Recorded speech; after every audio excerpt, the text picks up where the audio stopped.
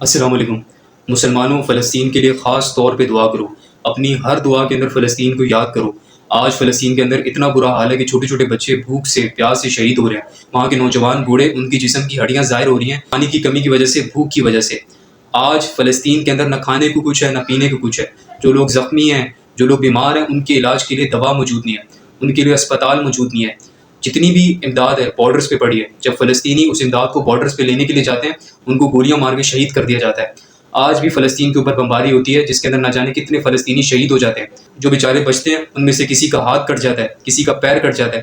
چھوٹے چھوٹے بچے فلسطینی جن کے ہاتھ کٹ جاتے ہیں، جن کے پیر کٹ جاتے ہیں، ان ماؤں پہ کیا بیتتی ہوگی، ان والدین پہ کیا بیتتی ہوگی جو اپنے بچوں کو دیکھتے ہوں گے جن کا ہاتھ کٹا ہوا ہے، جن کا پیر کٹا ہوا ہے، جن کی جسم کا گوشت ظاہر ہو رہا ہے۔ دعا کرو اپنے بھائیوں کے لیے، فلسطینی بھائیوں کے لیے، بہنوں کے لیے، چھوٹے چھوٹے بچوں کے لیے۔ کیا فائدہ 57 مسلمان ملکوں کا، کیا فائدہ 2.25 ارب مسلمانوں کا جو آج فلسطین کی مدد نہیں کر پا رہے۔